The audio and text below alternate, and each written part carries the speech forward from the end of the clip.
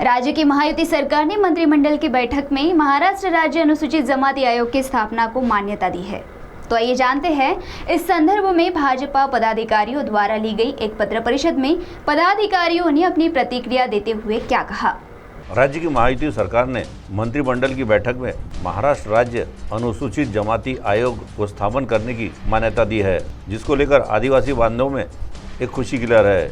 इसी संदर्भ में आज एक पत्र परिषद ली गई, जिसमें भाजपा जिलाध्यक्ष महानगर के सुभाष कासन गुट्टुवार के साथ भाजपा जिलाध्यक्ष अनुसूचित जमाती मोर्चा महानगर के धनराज कोवे के साथ अन्य पदाधिकारी मौजूद थे। तो आइए सुनते हैं इस मौके पर भाजपा महानगर जिलाध्यक्ष सुभाष कासन गुट्टुवार ने मीडिया से बातचीत करते हुए क्या कहा। आदिवासींच्या न्याय हक्काकरता महाराष्ट्र राज्य अनुसूचित जमाती आयोगाचा दर्जा आदरणीय मुख्यमंत्री आणि आदरणीय पालकमंत्री डॉक्टर अशोकजी उईके यांनी मंत्रिमंडळात दिला। आदिवासींच्या न्याय मागण्या मागील कित्येक वर्षापासून होत्या की हा आयोग झाला पाहिजे।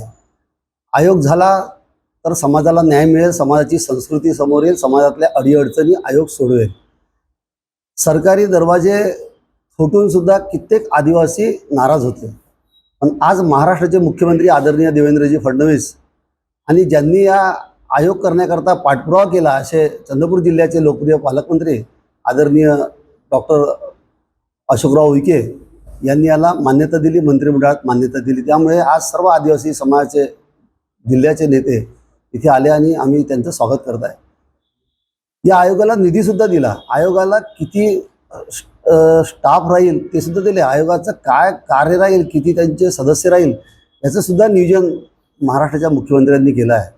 चंद्रपूर जिल्हा, गडचिरोली जिल्हा हा आदिवासी जिल्हा आहे, त्यामुळे या जिल्ह्यामध्ये आयोगाचा खरंच फायदा होईल। आणि ही लढाई जुनी होती, 50 वर्षापासून लढाई होती आयोग झाला पाहिजे म्हणून, आणि खरंच आज हा आयोग करून महाराष्ट्राच्या मुख्यमंत्र्यांना आम्ही आमच्या आदिवासी बांधवांकडून खूप खूप धन्यवाद देतो। वहीं इस मौके पर भाजपा जिलाध्यक्ष अनुसूचित जमाती मोर्चा महानगर के धनराज कोवे ने इस संदर्भ में अपनी प्रतिक्रिया व्यक्त की।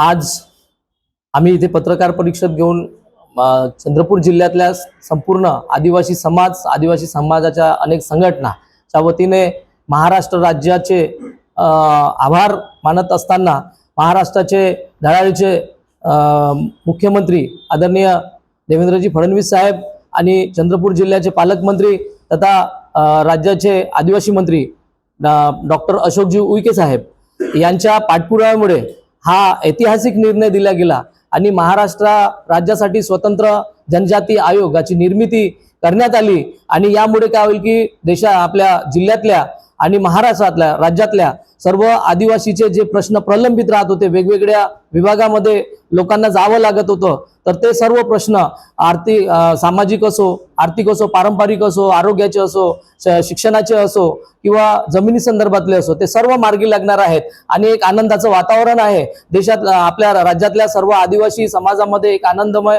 वातावरण निर्माण झालेलं आहे। सगळ्यांनी आभार मानलेला आहे आणि अनेक वर्षापासून प्रलंबित असलेली आयोगाची मागणी आता भाजप सरकारने इथे पूर्ण केलेली आहे। त्यामुळे आम्ही जिल्ह्याच्या वतीने सुद्धा संपूर्ण जिल्ह्यामध्ये आनंदाने या सगळ्या याचं स्वागत करतो आहे।